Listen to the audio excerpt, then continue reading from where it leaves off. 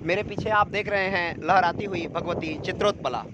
और आज के इस खंड में हम पोरत धाम से लेकर हीराकुंड जलाशय के मध्य तक जल मार्ग से यात्रा करेंगे। और इस यात्रा में जो भी दर्शनीय स्थल नदी के मध्य में आएगी उनसे हम आपका परिचय कराते चलेंगे और देखते हैं और भी देखने योग्य कौन कौन सी वस्तुएं हमें यहाँ मिलती हैं। और आज के हमारे इस चलचित्र की विशेषता यह रहेगी कि पोरत धाम से लेकर हीराकुंड जलाशय तक की जो यात्रा है, यह यात्रा हमारी जल मार्ग से होगी और एक नौका के माध्यम से हम इस यात्रा को पूर्ण करेंगे। और इसके मध्य में जो भी दर्शनीय स्थल रहेंगे उनका हम दर्शन करेंगे। तो बने रहिए हमारे साथ, हमारी नौका आने वाली है अति शीघ्र। हमारी नौका आती हुई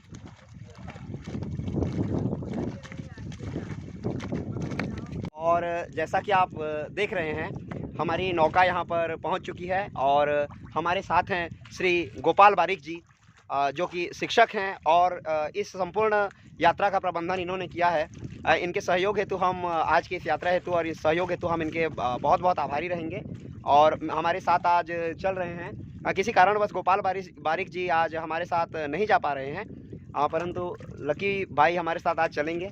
और साथ ही हमारे साथ हैं विजय राजपूत जी, हाँ विजय सिंह राजपूत जी, और छविलाल सिद्धार्थ जी जो हमारे नौवहन सदस्य हैं। और आइए आज की यात्रा आरंभ करते हैं।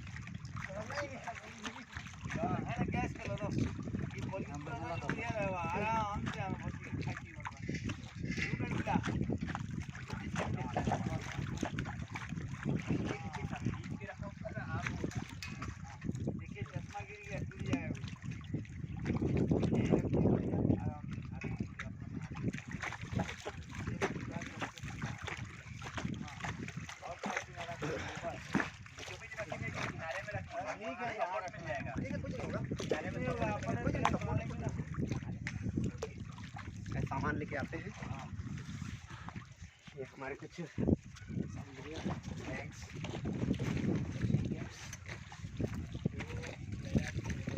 हाँ हाँ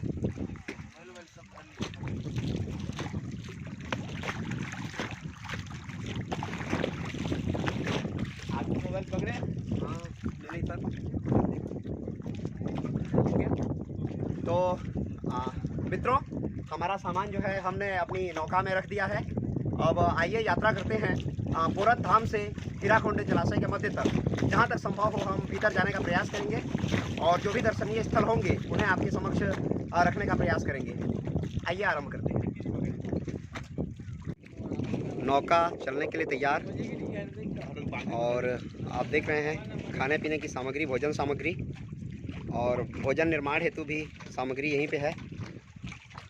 तुम्हारे सीमा कोसी कोसी समझ ऐसे नोट मो छुटे न आखिरा इनो रखाले गोली जाइयो।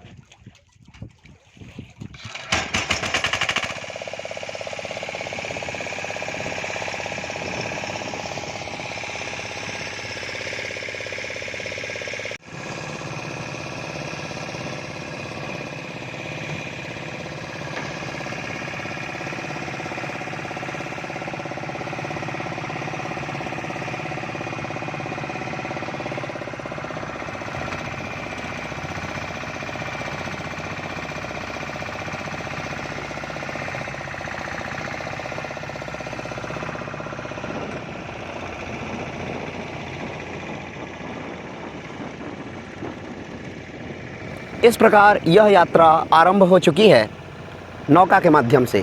नदी के मध्य ही जल मार्ग से हम पोरत धाम से महानदी के बिल्कुल भीतर लगभग 80-85 किलोमीटर आगे जाएंगे और वापस पुनः इसी मार्ग से हम आएंगे। इस मध्य में नदी के तट पर एवं मध्य में द्वीपों पर जो विभिन्न मंदिर स्थित हैं, जो प्राचीन हैं, उन्हें हम उनके दर्शन करेंगे और आपको भी दर्शन कराएंगे। इस प्रकार लगभग 160-170 किलोमीटर की यह यात्रा जो है हम नदी के मध्य में करेंगे।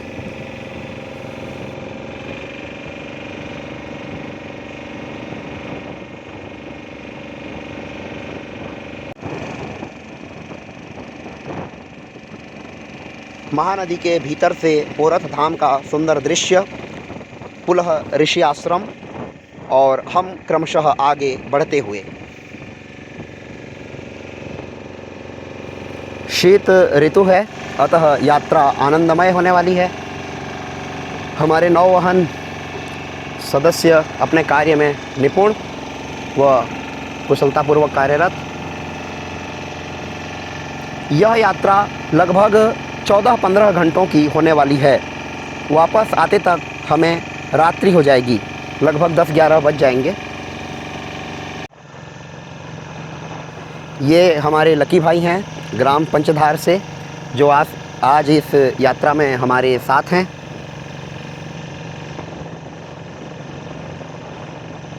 कुछ ही समय बाद सिमलिया ग्राम में महानदी तट पर स्थित भगवान शिव जी के दर्शन करेंगे। फिर देवी पथरासिनी, देवी पद्मासिनी, इन मंदिरों के भी हम दर्शन करते चलेंगे।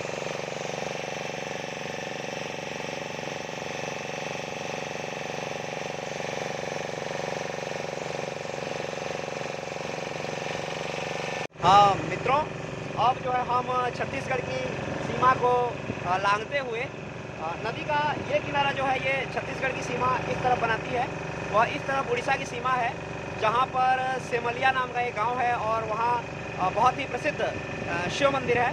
तो जाने से पहले हमने नाव की जो दिशा है वो हमने मोड़ लिया है सेमलिया की तरफ।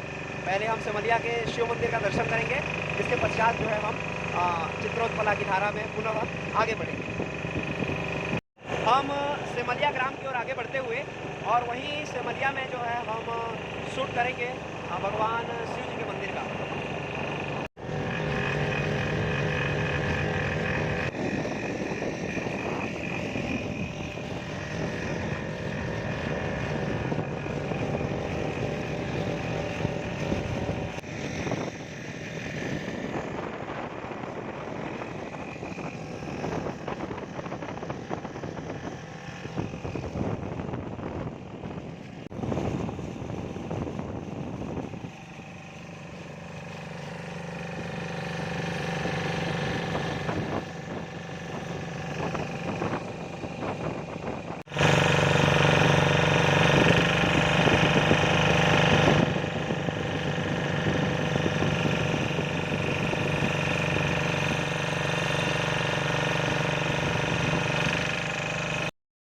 मित्रों, अब हम पहुंचने वाले हैं सिमलिया घाट और दर्शन करने वाले हैं शिव जी के।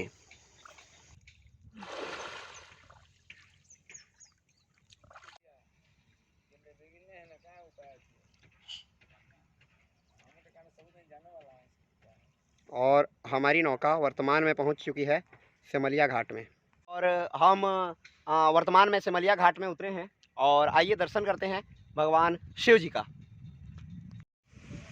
यहाँ सर्वप्रथम हमें दर्शन हुए भगवान हनुमान जी के, यहाँ खड़े हैं।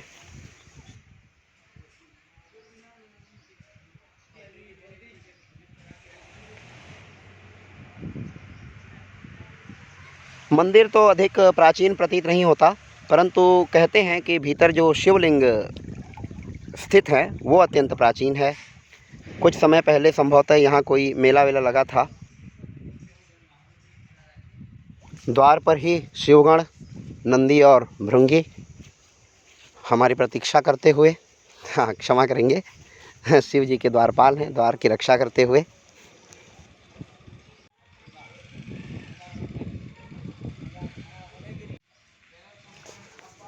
रंग रोगन किया हुआ मंदिर अत्यंत आकर्षक प्रतीत हो रहा है।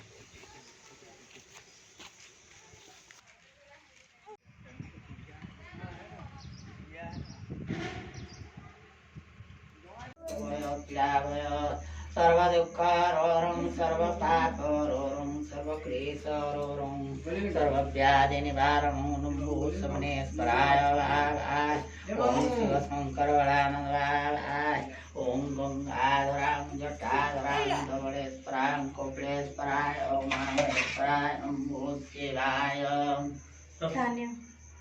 और सिमलिया से आगे विदा लेते हुए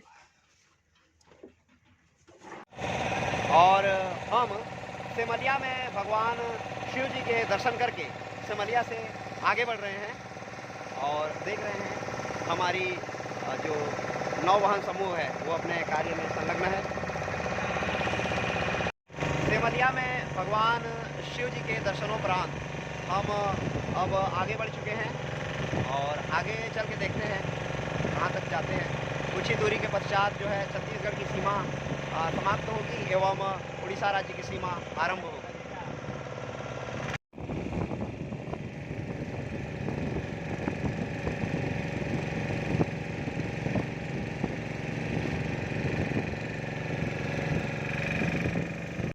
अब हम उत्कल राज्य की सीमा में प्रवेश करते हुए यहाँ से हम छत्तीसगढ़ महातारी को नमन करते हुए हम उत्कल प्रदेश में प्रवेश कर रहे हैं।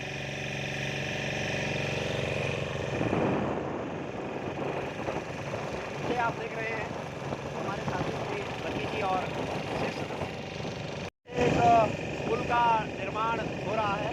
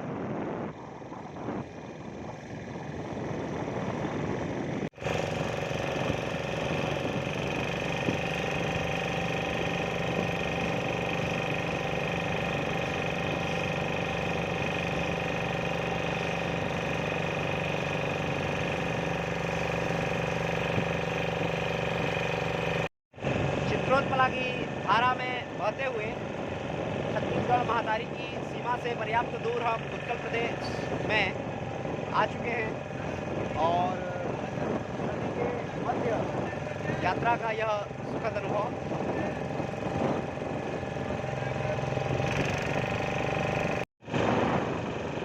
बहुत ही सुखद यात्रा है, अत्यंत आनंददायक।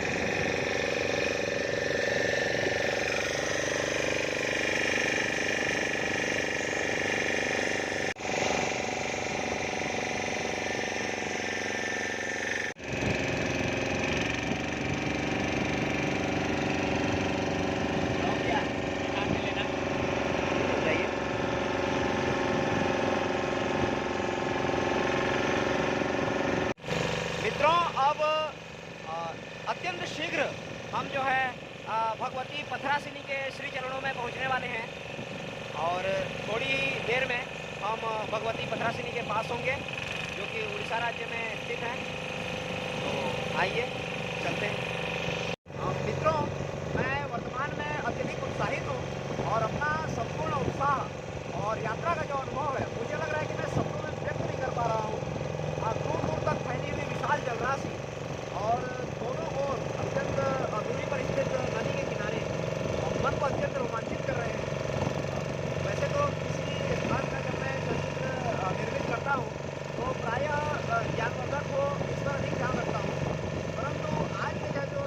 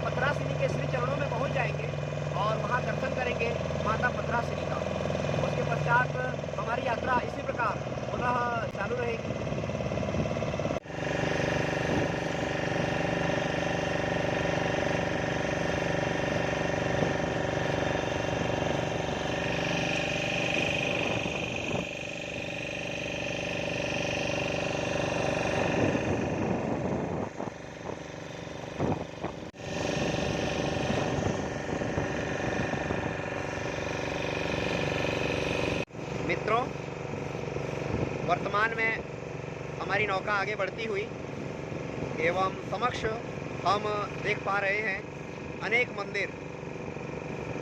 यही स्थान पर विराजती हैं भगवती पथरासिनी। यहाँ पर बहुत सारे लोग सपरिवार एवं मित्रों के साथ वनभोज के लिए आते हैं। यहाँ देवी पथरासिनी विराजती हैं। तो सर्वप्रथम हम यहाँ पर भगवती पथरासिनी के दर्शन करेंगे।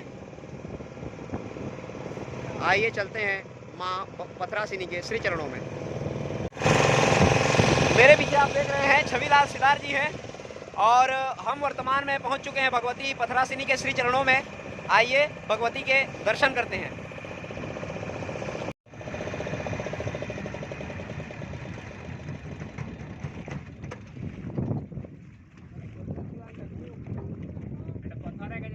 हम वर्तमान में पहुंच चुके हैं भगवती पथरासिनी के श्री चरणों में और मेरे पीछे आप नदी का सुंदरतम दृश्य देख रहे हैं और यहीं पर विराजती हैं देवी पथरासिनी मंदिर में।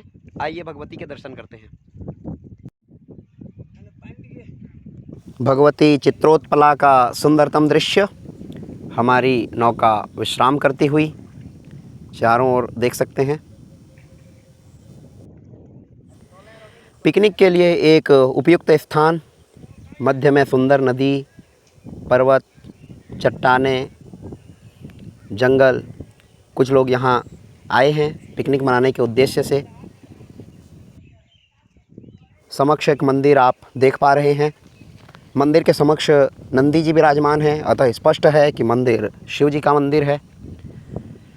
नंदी जी से अपनी मनोकामना कहने के पश्चात आइए भीतर चलते हैं, देखते हैं, भगवान शिव जी के दर्शन करते हैं, साथ में शिव परिवार। कुछ विद्यालय के बच्चे व शिक्षक पिकनिक मनाने के उद्देश्य से यहाँ आए हुए हैं। जब भी यहाँ आएँ तो एक निवेदन है कि स्वच्छता का ध्यान रखें। सड़क मार्ग से भी यहाँ आया जा सकता है, जो कि अन्यत्र है।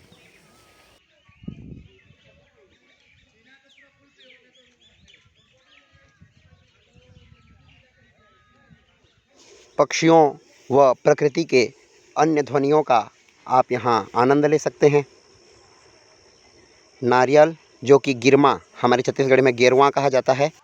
गाय बैल बांधने की जो रस्सी होती है उसे हमारे यहाँ गेरुआ कहते हैं। उसी से जो है यहाँ नारियल टांगा जाता है। विभिन्न मनोकामनाओं की पूर्ति के लिए यह प्रथा यहाँ प्रचलित है।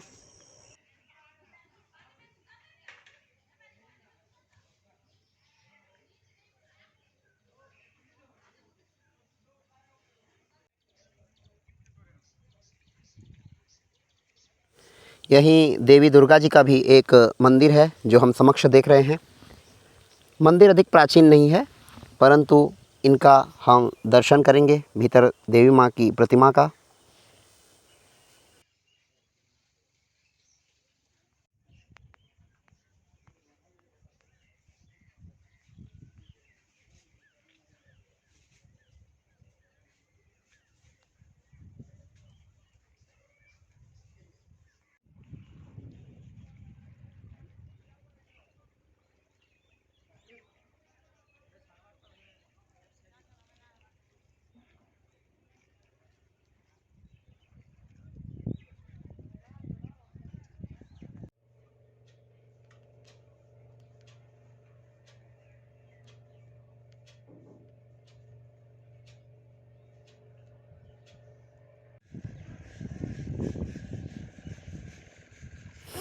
अब आगे जो हमें मंदिर दिखाई दे रहा है, जिस पर लिपाई पुताई मरम्मत का कार्य चालू है, यही यहाँ का मुख्य मंदिर है, जिसके भीतर देवी पथरासिनी विराजती हैं।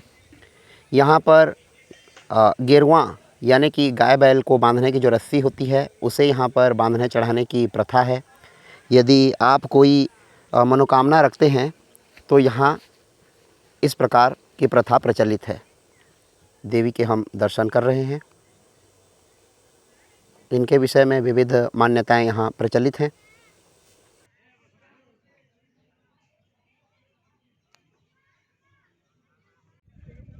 देवी पथरासिनी के दर्शनोपरांत एवं यहाँ के प्राकृतिक सुंदरता का आनंद लेने के उपरांत आइए हम आगे की अपनी यात्रा आरंभ करते हैं।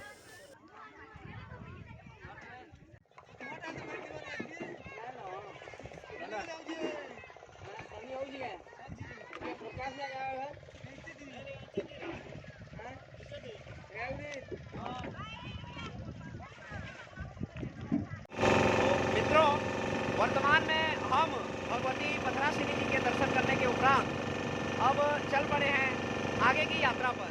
यात्रा आगे बढ़ती हुई और माँ पथरासिनी जी को नमन करते हुए हम आगे की यात्रा प्रारंभ करते हैं।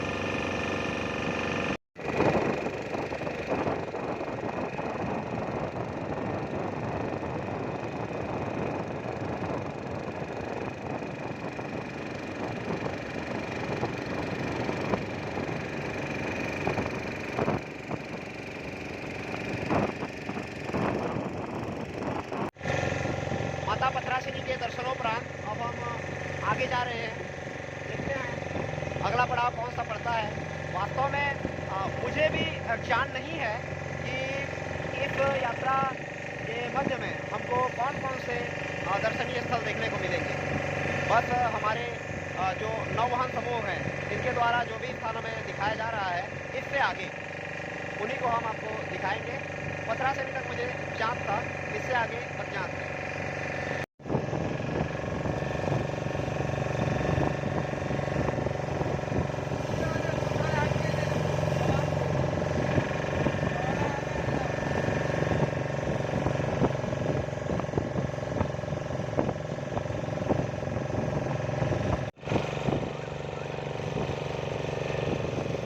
आगे जो हमारे बरगढ़ में सीमेंट मिल है वहाँ तक जाती है, जहाँ से चूना पत्थर डुंगरी यहीं आसपास कोई चूने की खदान है, उसके निकट से हम पार होंगे कुछ समय उपरांत।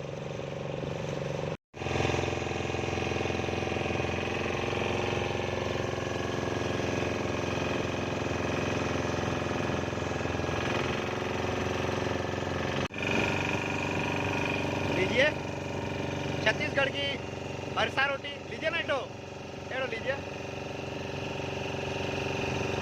Test test.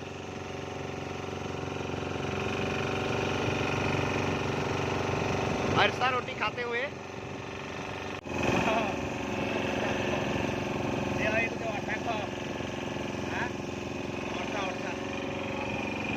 इधर तो रहना था।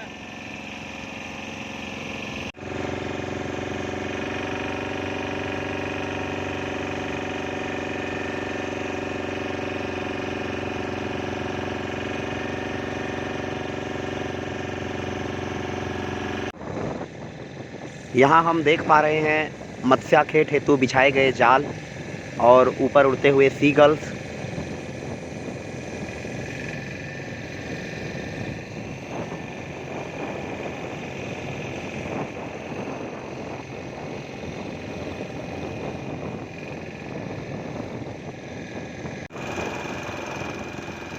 नौचालन का प्रभार सिद्धार्थ जी को मिल चुका है, हमारे पायलट। और अब हाँ, जल उलीचने का काम लकी भाई कर रहे हैं।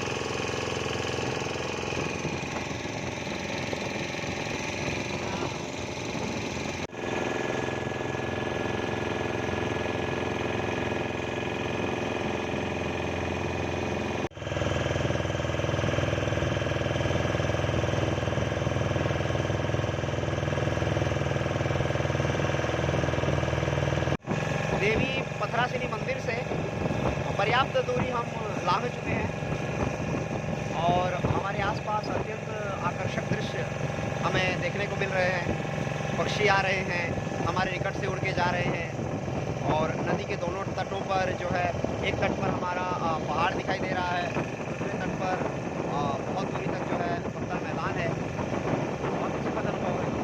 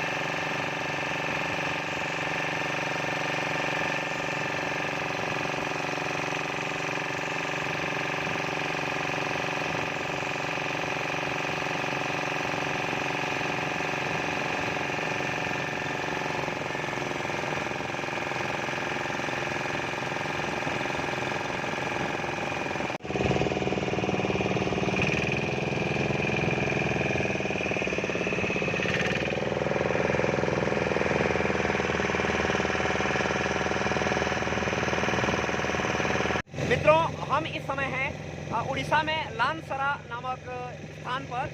और मेरे पीछे यह जो दृश्य है, यहाँ पर आकर के हमारे रायगढ़ की, छत्तीसगढ़ महातारी की जो केलो नदी है वो यहाँ आकर के महानदी में समाहित होती है। सामने में ये केलो नदी का दृश्य है।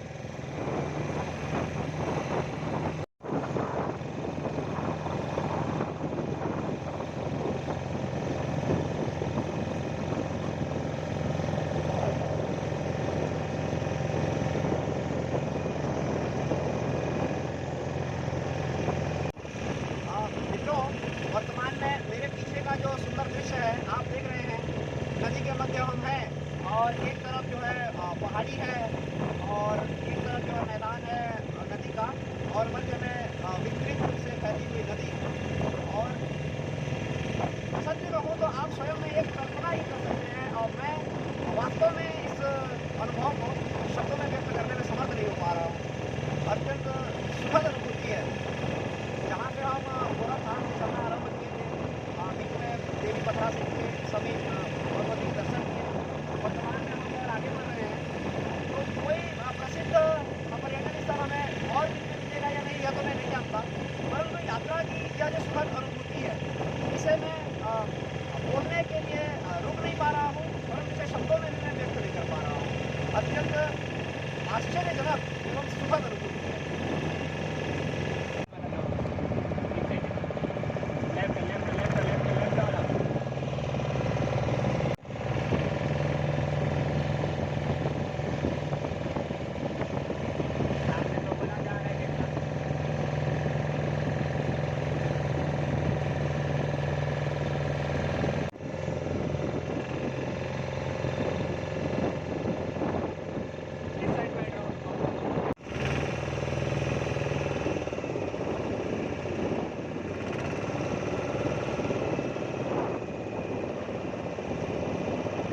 वर्तमान में पोरत से 40-45 किलोमीटर दूर हम पहुंच चुके हैं जल मार्ग के द्वारा। और वर्तमान में हमारा जो नौका है इसका जो मोटर है इसमें डीजल समाप्त हो गया है, डीजल डाला गया है अभी अभी।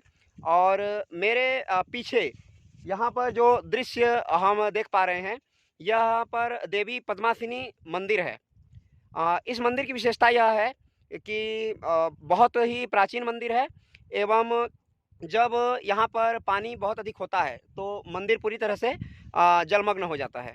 वर्तमान समय में जल का स्तर नीचे जाने के कारण मंदिर जो है हमको दिखाई दे रहा है। तो अभी हम दर्शन करेंगे भगवती पद्मासिनी जी का, वहाँ चलकर मंदिर के दर्शन करेंगे। मंदिर बहुत पहले बनाया गया था, हीराकुंड बांध बनने से भी पहले।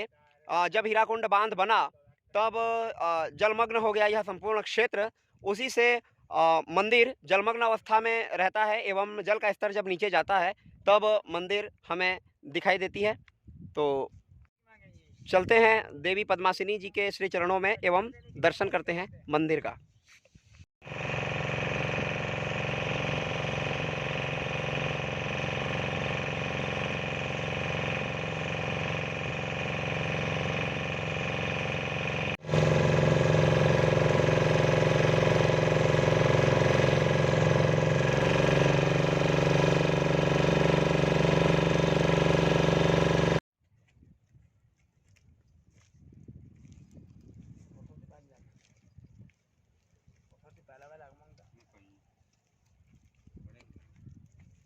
इस यात्रा और इस स्थान के रोमांच की कल्पना आप कर सकते हैं। देखिए कितना प्राचीन मंदिर है यहाँ पर, और भी ऐसे अनेक प्राचीन मंदिर हैं। जब हीराकुंड बांध नहीं बना था तब यह एक नगर हुआ करता था। बांध बनने के उपरांत यह संपूर्ण क्षेत्र जलमग्न हो गया। अभी भी जब जल का स्तर नीचे होता है तब कुछ लोग यहाँ पर कृषि कार्य हेतु आते हैं। वहाँ पर जाके ले लीजिए। वर्तमान में यह जो मंदिर देख रहे हैं अत्यंत प्राचीन है, और कई दशकों से नदी के जल में डूबने उबरने के पश्चात भी यह अपने वर्तमान स्थिति में खड़ा है, जैसा कि आप देख रहे हैं। नदी के इतने निकट होने के अनुसार हम अनुमान लगा सकते हैं संभवतः शिव जी का मंदिर यह रहा होगा। आइए भीतर चल के देखते हैं, यदि कुछ और पता लगे तो। मंदिर के सम्मुख चलते हैं। मंदिर के सम्मुख हम देख पा रहे हैं मंदिर अत्यंत जीर्ण शीर्ण अवस्था में है, क्योंकि नदी के भीतर यह डूबा रहता है। देख पा रहे हैं इसका मंडप और भीतर गर्भगृह का यह भाग जो वर्तमान में रिक्त है।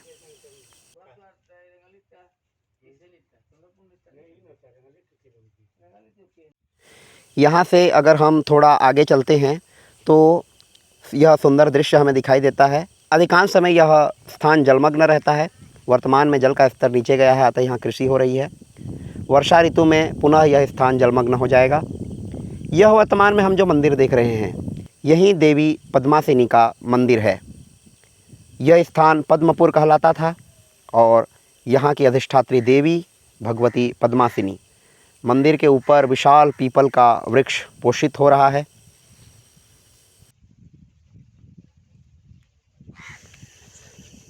हम देख पा रहे हैं विशाल प्रस्तर स्तंभ, जिस पर इस मंदिर का महामंडप टिका हुआ है और इसके अनेक स्तंभ हैं।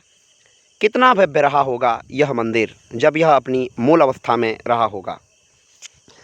इतने दशकों तक जल में डूबे रहने के उपरांत भी यह मंदिर खड़ा है, अतः इसकी दृढ़ता का अनुमान हम निश्चय ही लगा सकते हैं।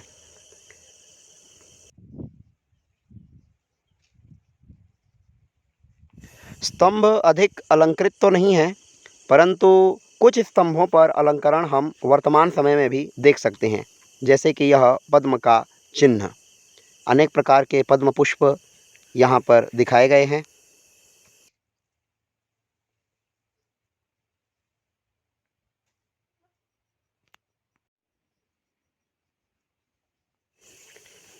मंदिरों की परंपरा अनुसार सिरदल पर भगवान गणपति जी नृत्य करते हुए वर्तमान में हम देख सकते हैं। मंदिर के भीतर भी प्रतिमाएं हम देख पा रहे हैं। नीचे इस स्थान पर एक प्रतिमा जो कि पहचान में नहीं आ रही है, परंतु ऊपर की प्रतिमा हम स्पष्ट पहचान सकते हैं, देवी माँ की प्रतिमा है। हम अब तक 2 प्राचीन मंदिर जो कि जलमग्न रहते हैं उनके दर्शन कर चुके हैं। इसके अतिरिक्त आइए एक और मंदिर का दर्शन करें। यह भगवान जगन्नाथ जी का मंदिर था, पद्मपुर का। पद्मासिनी मंदिर के पास ही भगवान जगन्नाथ जी का यह मंदिर, जो कि वर्तमान में किस अवस्था में है आप देख सकते हैं।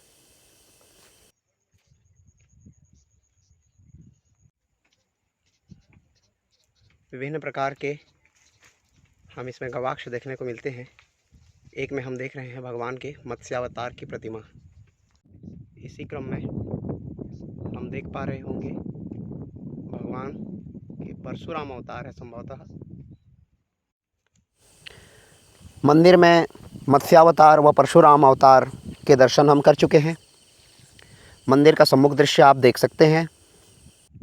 आइए भीतर प्रवेश करें व देखें कि भीतर हमें और क्या क्या दिखाई पड़ता है।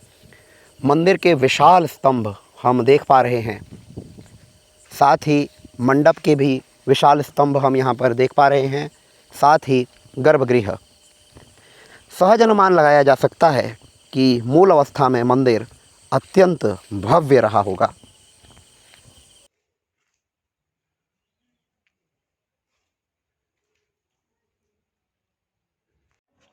नदी के मध्य एक द्वीप पर स्थित भगवती पद्मासिनी जी के प्राचीन मंदिर के दर्शनोपरांत हम अब आगे निकल चुके हैं। आगे किनारे में एक शिव मंदिर है, जिसके बाहर से ही हम दर्शन करते हुए आगे बढ़ेंगे अपनी यात्रा की ओर।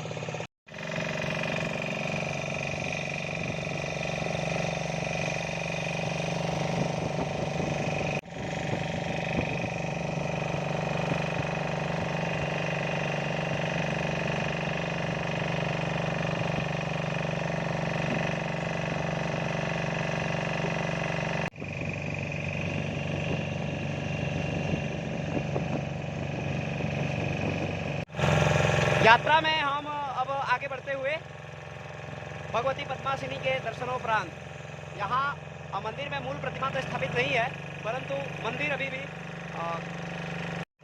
हम निरंतर आगे बढ़ रहे हैं। स्थान स्थान पर मत्स्याखेट जारी है चालिका के माध्यम से। वर्तमान समय में भी वैसे ही पक्षी हमारे निकट उड़कर आ रहे हैं और बहुत ही सुखद अनुभव हमें इस यहाँ पर मिल रहा है।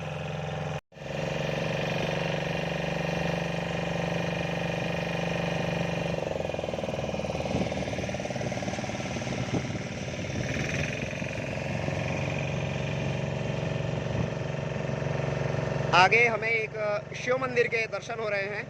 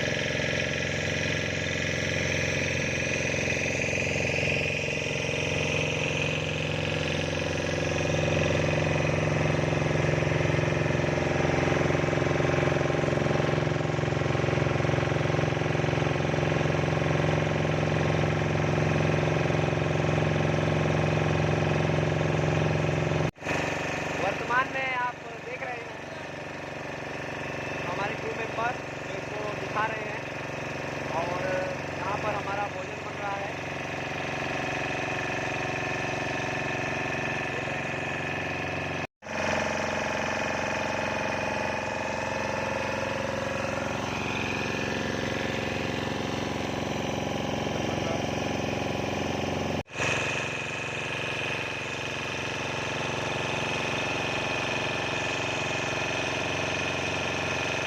भोजन बन रहा है।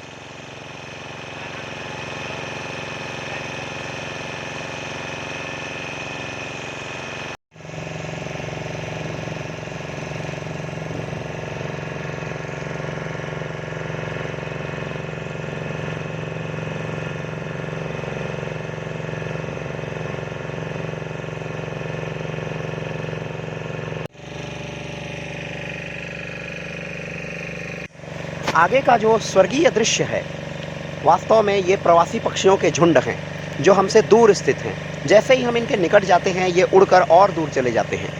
लाखों की संख्या में प्रवासी पक्षी यहाँ हमारे सम्मुख उपस्थित हैं, परंतु दूर होने के कारण कैमरे में उन्हें लेना कठिन हो रहा है। परंतु यह दृश्य वास्तव में चित्ताकर्षक है, आत्मा को तृप्त कर देने वाला है।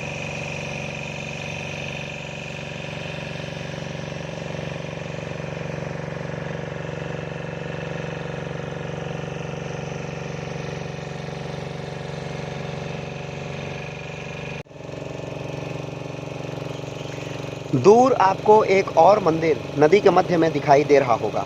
यह भी एक प्राचीन मंदिर है जो नदी में डूबा हुआ है। इसका केवल शिखर भाग ऊपर दिखाई दे रहा है। वर्तमान में हम पर्याप्त निकट पहुंच चुके हैं देवरीगढ़ वन्यजीव अभ्यारण्य के, और समक्ष जो पहाड़ी दृश्य हमें दिखाई दे रहा है, यह देवरीगढ़ वन्यजीव अभयारण्य का ही भाग है। हम देख सकते हैं दूर दूर तक फैली विशाल जलराशि।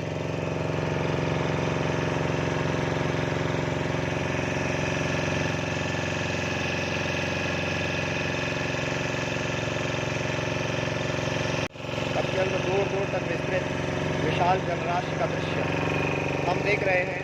प्रवासी पक्षी भी पर्याप्त संख्या में यहाँ उपस्थित हैं।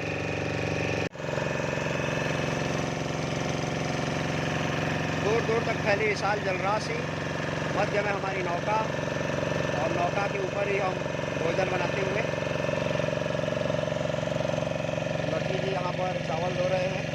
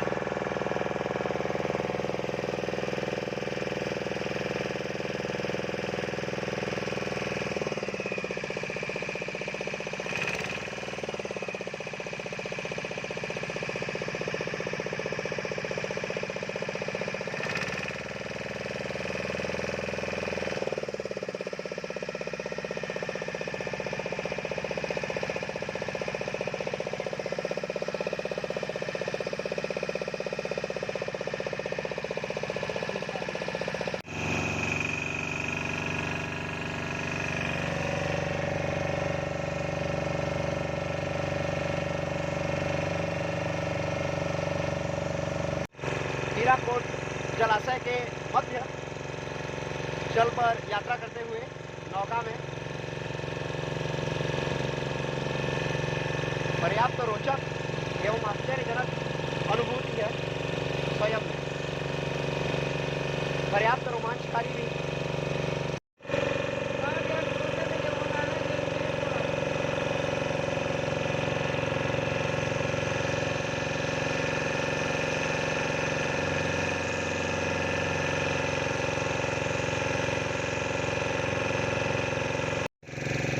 हमारे समक्ष आप देख पा रहे हैं प्रवासी पक्षियों का विशाल समूह। इस प्रकार के विशाल झुंड अनेक बार हमारे निकट से आकर जा चुके हैं और विश्वास कीजिए यह दृश्य अत्यंत रोमांचक व आनंददायक है।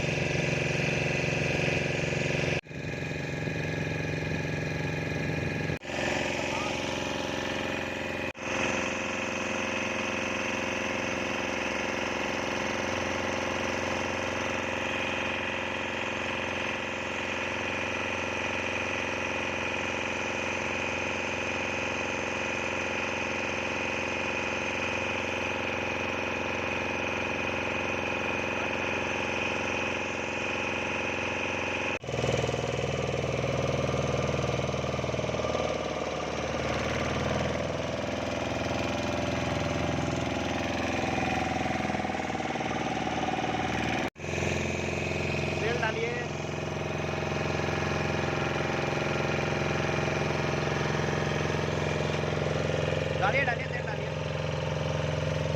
उड़े तो यार।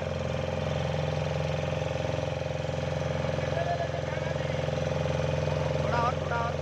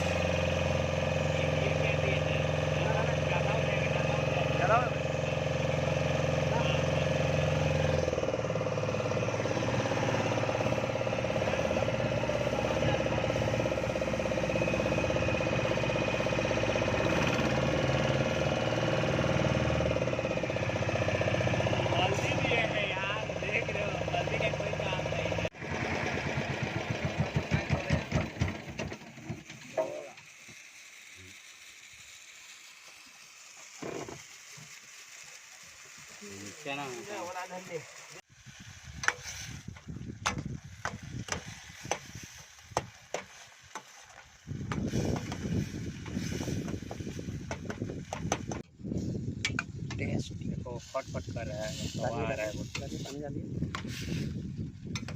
पानी डालिए।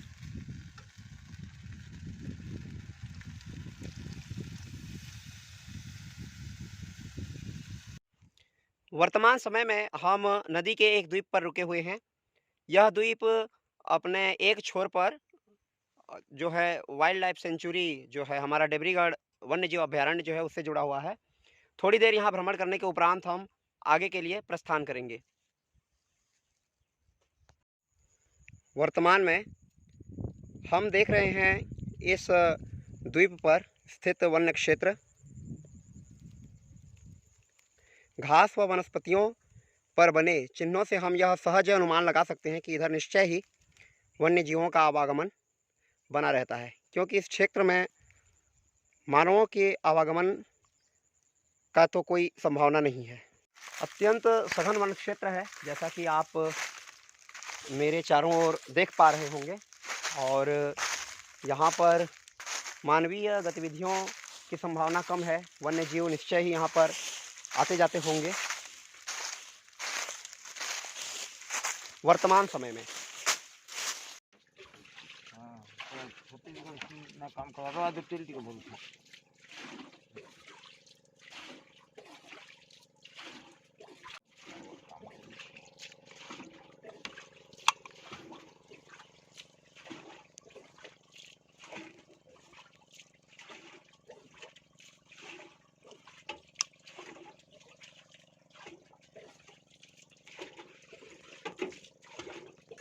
ईंधन भरा जा रहा है।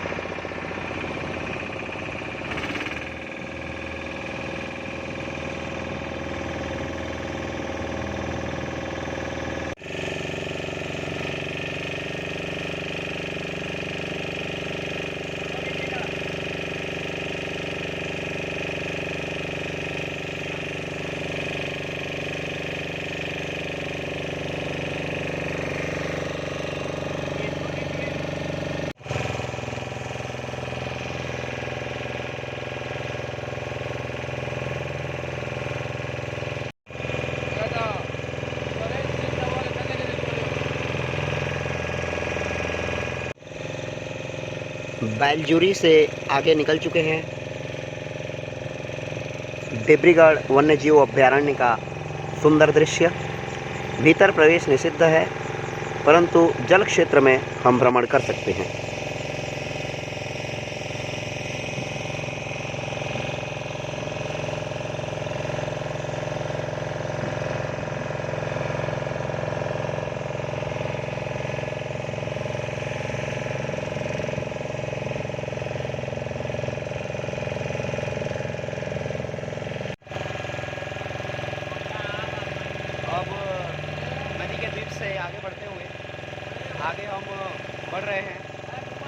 गांव पार कर चुके हैं।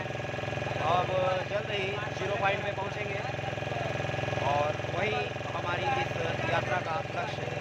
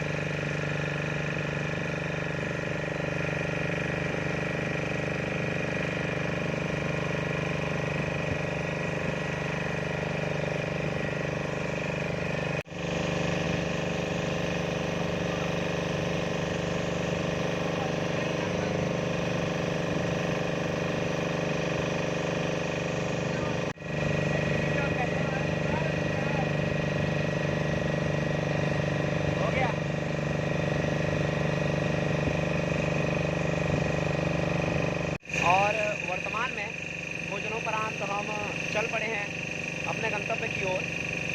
हम हैं हीराकुद जलाशय के मध्य इस समय यात्रा कर रहे हैं और ऐसा कहना है कि 84 माइल तक यात्रा की अनुमति होती है इस जलाशय के भीतर, उससे आगे नहीं। तो हमारा गंतव्य भी 84 माइल ही है, वहीं तक पहुंचेंगे। वहां तक आपको संपूर्ण दृश्यों को दिखाने का प्रयास कर रहे हैं। संपूर्ण तो नहीं, परंतु अधिकांश दृश्यों को हम दिखाने का प्रयास कर रहे हैं। आप देख रहे हैं मेरे पीछे एक विस्तृत जलराशि दृष्टिगोचर हो रही होगी।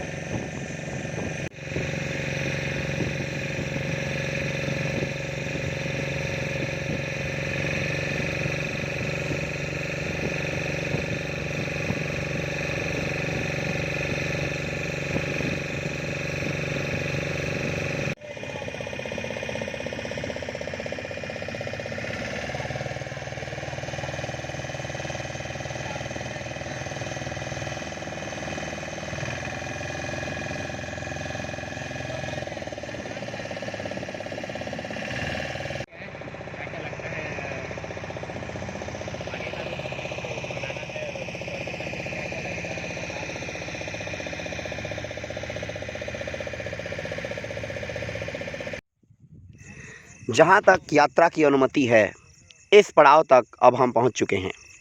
इससे आगे के लिए हमें विशिष्ट अनुमति की आवश्यकता होती है, अतः इससे आगे हम नहीं जाएंगे।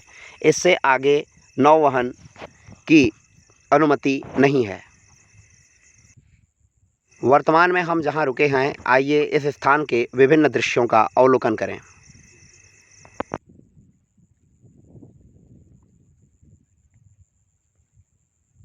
दूर दूर तक विशाल जलराशि और अत्यंत दूरी पर स्थित पहाड़, जंगल और उनके समक्ष जल ही जल।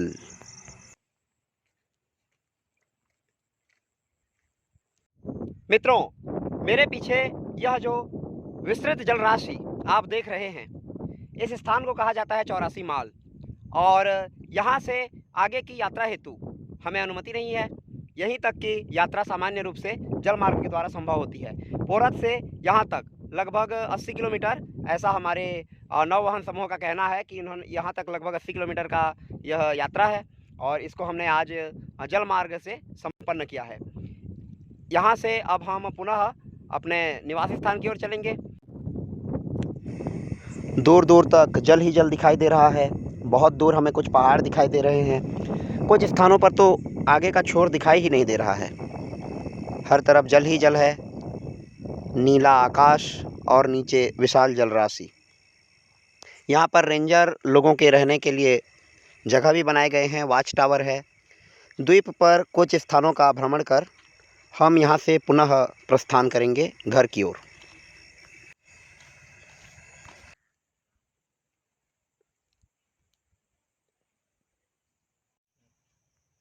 ये जे फाइबर जे अपन इन रखी छन ये फाइबर प्लेट एटा सरकार हिसाब से आईसी हां सरकार दै छै एटा लेकिन देखो तो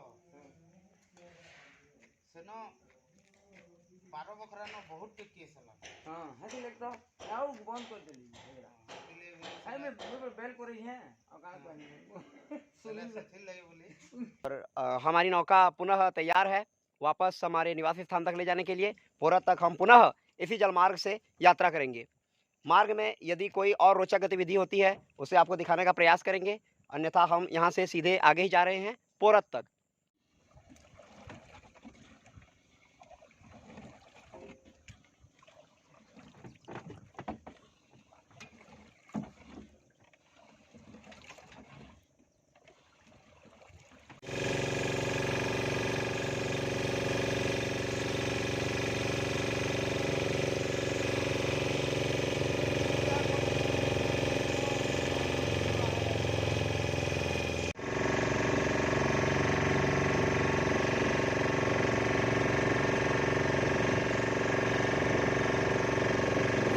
आते समय हमें अनेक स्थानों पर सी गर्ल्स के झुंड व अन्य प्रवासी पक्षियों के झुंड देखने को मिले थे। वर्तमान में भी हम आशा कर रहे हैं कि अभी वापसी के समय भी हमें पुनः पक्षियों के वे झुंड देखने को मिलेंगे और हम उन दृश्यों का पुनः आनंद लेंगे।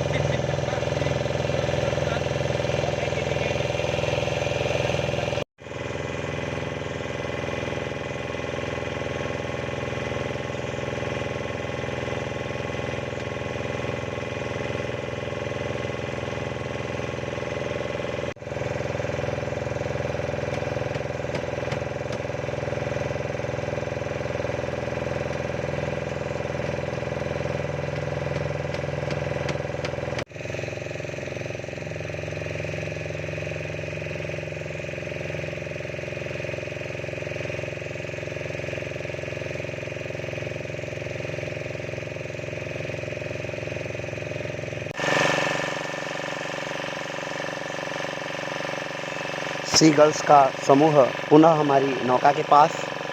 अत्यंत मनोरम दृश्य, अत्यंत सुंदर दृश्य।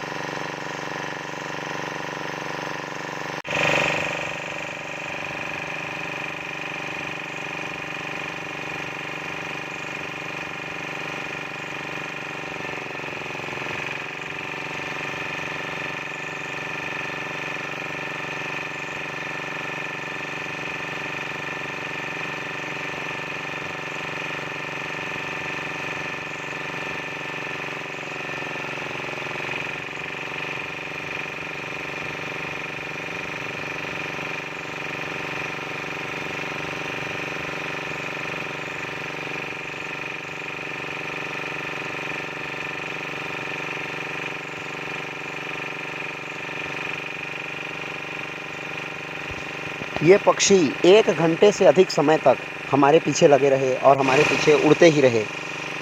नाव के पीछे जो मछलियाँ इन्हें मिली उन्हें ये खाते रहे। बहुत लंबे समय तक ये हमारे पीछे बने रहे।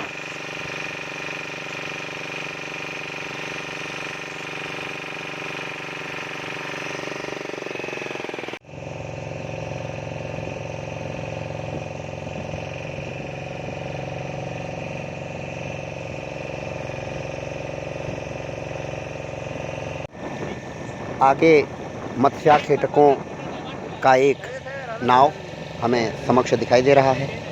यहाँ पर वे मछलियाँ इकट्ठे कर रहे हैं।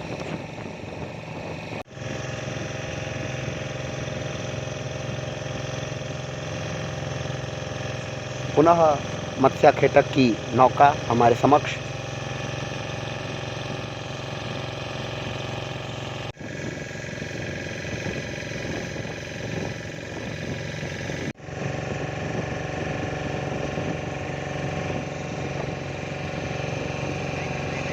सूर्यदेव भी अपने गंतव्य की ओर अग्रसर हैं। नदी के रोमांचकीय सफर डोंगा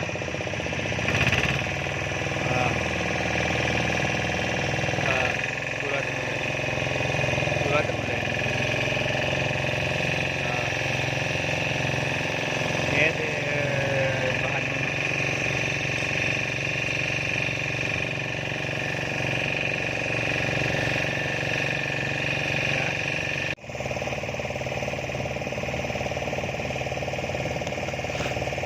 रात्रि काल में नदी में यात्रा करना एक समस्या को जन्म देती है। रात्रि के समय नदियों में बिछे हुए जाल दिखाई नहीं देते, अतः जाल की जो रस्सी होती है वह नाव के प्रोपेलर में फंसने की संभावना रहती है उसकी, और वह यात्रा में व्यवधान डाल सकता है।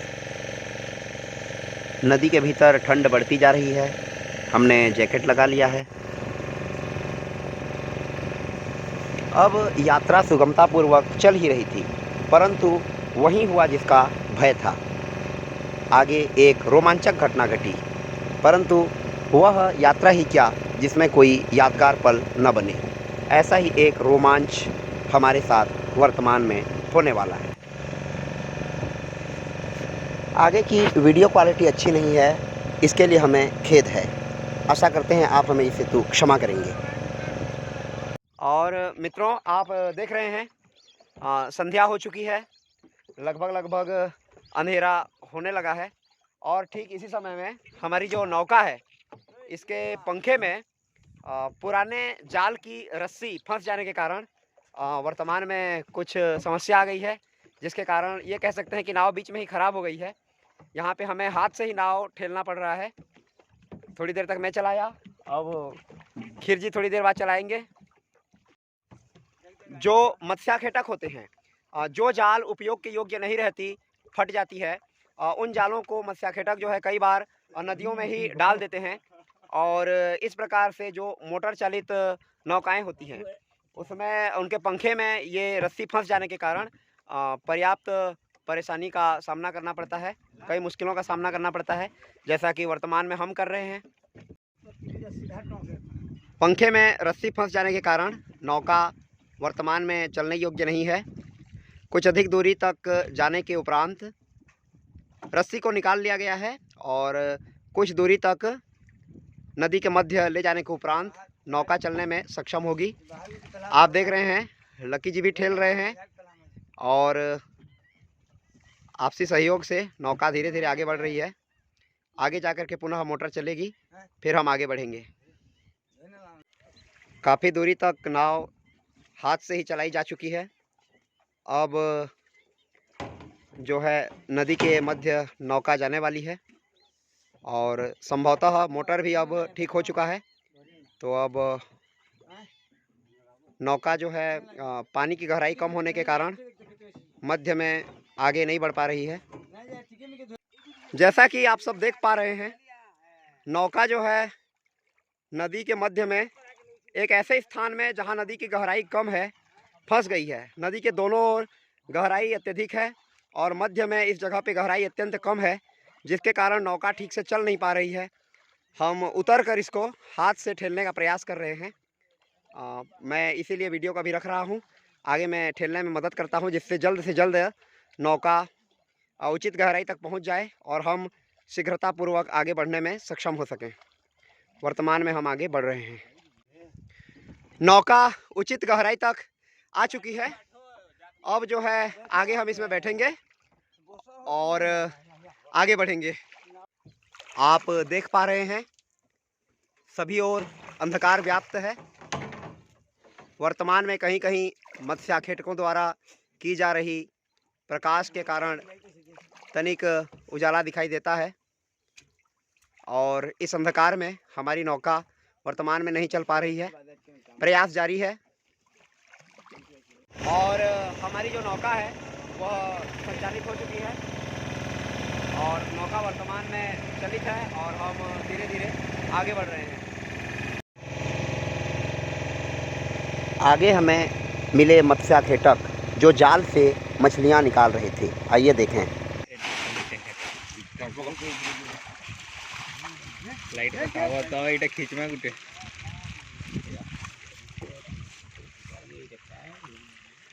झूरी के भी बतामू ने हमें मजा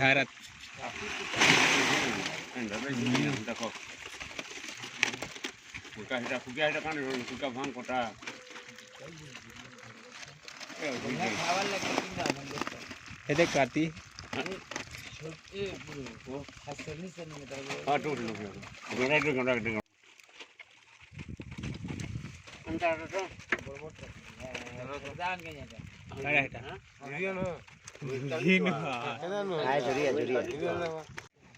चालू तो करो। चालू मछली ऐसी मछली बताओ लाइट के बताओ इतनो ये पूरा लाइट के बताओ।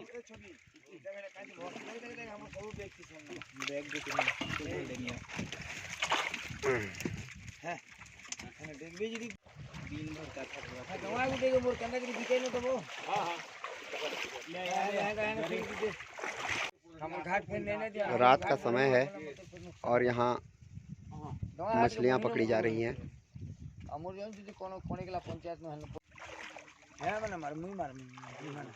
रात्रि में नहीं मना लूंगा कहाँ चला हाँ किसी ना है।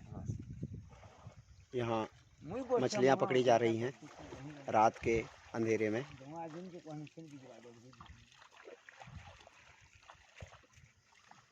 और वर्तमान में हमने देखा कि यहाँ पे रात्रि के समय मछलियाँ पकड़ी जा रही थी, तो उसका दृश्य भी हमने देखा और जाना कि रात के समय ये लोग मछलियाँ किस तरह से पकड़ते हैं। और हमारी यात्रा पुनः आरंभ हो चुकी है घर की ओर पुनः प्रस्थान करते हुए। यहाँ पर हम पुनः देख पा रहे हैं चाल। मित्रों, इस प्रकार आप देख रहे हैं हम पुनः पोरथ धाम में प्रवेश करते हुए पोरथ में प्रसिद्ध भगवान शिव जी का यह मंदिर दर्शनीय है, जहाँ से हमने आज की यात्रा आरंभ की थी और अभी हम पुनः इसी स्थान तक पहुँच चुके हैं।